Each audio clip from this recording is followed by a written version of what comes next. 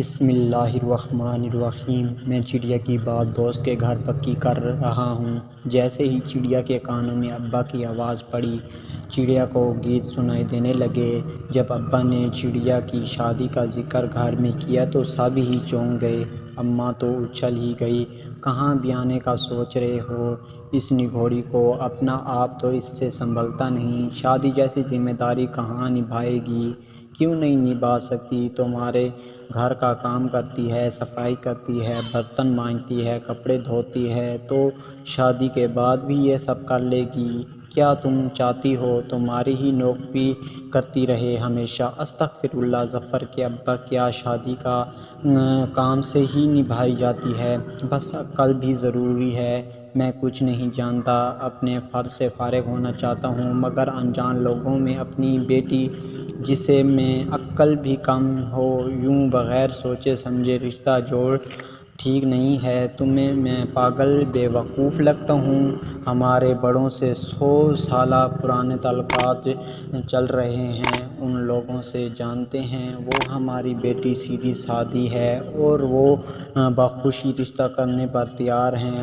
ہائے، ضرور کوئی مسئلہ ہوگا لڑکے میں، ورنہ اچھی خاصی لڑکیوں کو کوئی نہیں پوچھتا، انہیں میری سیدھی سادی بیٹی ہی کیوں نظر آئی؟ بس تم میں یہی تو خرابی ہے، اچھا تو سوچنا ہی نہیں۔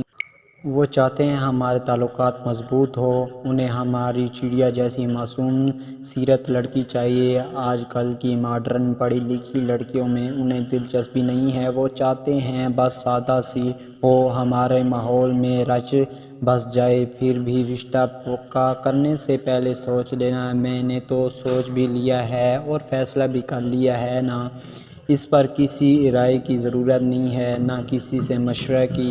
میری اولاد ہے اور میرا پورا حق ہے، جو چاہے فیصلہ کروں۔ تمہاری تسلی کے لیے شاہجہان اور یونس کو بھیج دوں گا، وہ لڑکے کو دیکھ آئیں گے۔ انجان شہر، انجان لوگ اور کم عقل کی بچی، ان کا تو دل ہول رہا تھا، مگر میاں کی ضد کے آگے ہتھیار ڈالنے ہی پڑے۔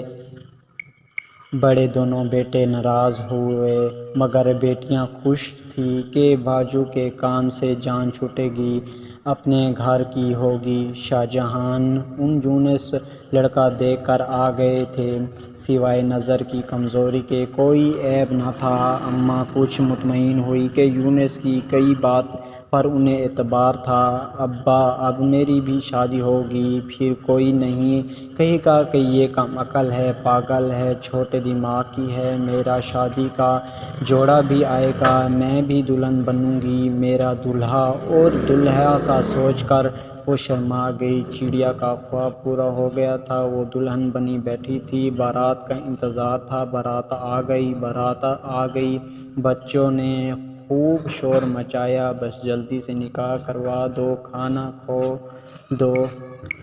دوسرے شہر کا معاملہ ہے، ذرا جلدی فارغ ہو جائیں تو بہتر رہے گا۔ دولہا گر گیا، ہا ہا ہا، دولہا گر گیا۔ بچے دولہے کے گرنے پر خوب ہنس رہے تھے۔ نکاح کے بعد دولہے میاں گلے ملتے ہوئے توازن برقرار نہ رکھ سکے اور گر گئے۔ اس کو دھیان سے پکڑ کر اٹھایا، ہاتھ تھام کے رکھنا۔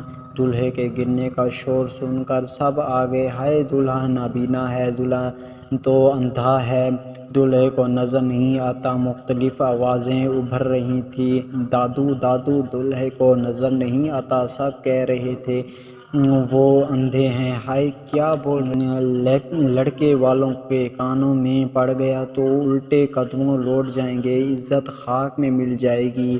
زبانوں کو ذرا قابو رکھو۔ نہیں داؤ، ہم صحیح کہہ رہے ہیں، وہ گر بھی گئے تھے، ان کو لوگوں نے مل کر اٹھایا۔ یہ سن کر دل تھام کر بیٹھی چلی گئی، اس شدت کا درد پہلے کبھی نہیں ہوا تھا۔ ہسپتال لے جایا گیا، شدید ہارٹ اٹیک تھا۔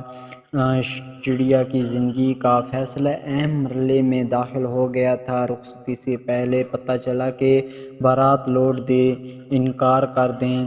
نہیں نہیں، عزت کا سوال ہے، بارات کو واپس نہیں بھیجا جا سکتا، اب تو نکاح ہو گیا ہے، یہ اس کا نصیب۔ اگر شادی کے بعد کسی حادثے میں ایسا ہوتا ہم کیا کر لیتے؟ دولہا کو دلہن کے برابر لے کر جا کر بیٹھا دیا گیا۔ دلہن اس حادثے سے بے خبر تھی، اپنے نصیب پر نازنہ تھی، اور ماں ہسپتال میں غافل پڑی تھی۔ قرآن کے سائے میں چڑیا کو رخصت کر دیا گیا۔ جب دولہے کا ہاتھ اسے ٹٹولتا ہوا اس تک پہنچا تو اسے اپنے نصیب کے پھوٹنے کا اندازہ ہوا۔ وہ اتنا روئی کہ اگر اس کو وقت سے پہلے اپنی موت کی خبر ہو جاتی تو وہ شاید اتنا نہ روتی۔ ماں کو بھی روگ لگ گیا، بستر سے آ لگی تھی، مگر آدھے دماغ والی کا شاید دل بھی آدھا تھا۔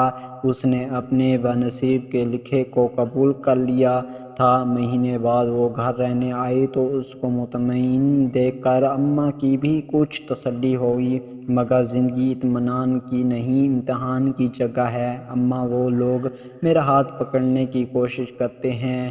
کل ان کے بھائی نے میرا دوپٹہ کھینچا، انہوں نے مجھے تو انہیں بھی دھکا دے دیا۔ ساس آئی تو وہ بھاگ گیا۔ یہ سن کر ان کا دل دھڑکا رہا تھا۔